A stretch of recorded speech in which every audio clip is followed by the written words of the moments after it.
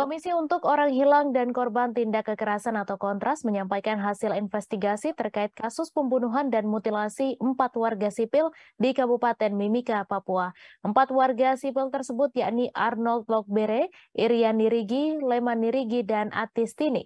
Hasil investigasi disampaikan dalam konferensi pers di kantor Kontras Jakarta Pusat pada Jumat 23 September. Untuk laporan selengkapnya akan disampaikan langsung oleh wartawan Tribun News, Gita Irawan, yang kini sudah terhubung bersama kami. Silakan rekan Gita. Ya, selamat sore rekan Mei, terima kasih. Selamat sore juga Tribuners. Saat ini saya sedang berada di kantor Kontras di Jakarta Pusat. Baru saja tadi saya bersama dengan rekan media lain menyimak terkait dengan hasil investigasi yang dilakukan oleh Kontras terhadap kasus pembunuhan dan mutilasi terhadap 4 warga di Mimika, Papua. Jadi pada poin ya, ada 8 poin temuan fakta yang ditemukan oleh Kontras. Salah satu diantaranya adalah satu dari keempat korban tersebut masih berusia anak, yakni dengan inisial AT atau Atistini. Jadi Atistini ini berdasarkan penelusuran atau investigasi dari Kontras masih berusia 17 tahun. Berdasarkan keterangan dari keluarga yang mengasuh Atistini ini tadi, yakni pamannya, didapatkan dokumen berupa kartu keluarga yang menyatakan bahwa Atistini ini memiliki nama sebagai Genius Tini gitu ya. Jadi Atis ini adalah nama panggilan. Nah, dia dalam dokumen tersebut masih berusia 17 tahun. Selain itu juga ditemukan fakta bahwa dari keempat korban ini hingga saat ini belum ditemukan bagian tubuh kepala. Hal yang penting bagi Kontras dalam terkait hal itu adalah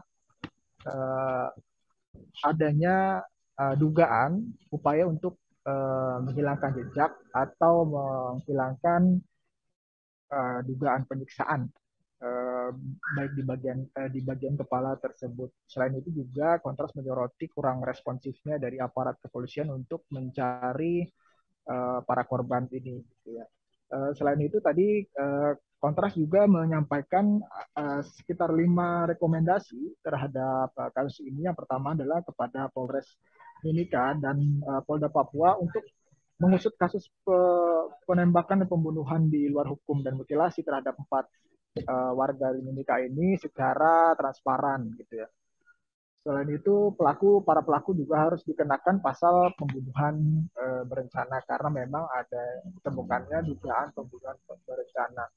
Kemudian rekomendasi yang kedua adalah kepada Panglima TNI untuk menyelenggarakan penegakan hukum secara berkeadilan. Dalam konteks ini yang dimaksud adalah agar para pelaku yang tadi ini didorong untuk diadili di pengadilan umum atau pengadilan pidana biasa, bukan di pengadilan militer atau di pengadilan koneksitas. Kemudian yang ketiga, Kontras meminta LPSK RI untuk memberikan reparasi dan pemulihan bagi keluarga korban yang diketahui memang sampai saat ini berdasarkan informasi yang dihimpun oleh Kontras, belum ada tindakan proaktif maupun inisiasi dari LPSK untuk memberikan semacam pendampingan atau pemulihan psikologis. Kemudian yang keempat, tadi Kontras juga meminta Panglima TNI beserta jajarannya untuk segera melakukan evaluasi dan mekanisme korektif secara menyeluruh, termasuk untuk meninjau kembali mekanisme penurunan atau pergantian pasukan. Juga adanya dugaan praktik bisnis yang mungkin saja dilakukan oleh prajurit di Papua. Kemudian yang kelima, Kontras meminta pemerintah dan DPR untuk bekerja sama menghentikan segala bentuk pendekatan militeristik di Papua, yang selama ini memang pendekatan tersebut dinilai tidak efektif untuk menangani persoalan-persoalan yang ada di Papua.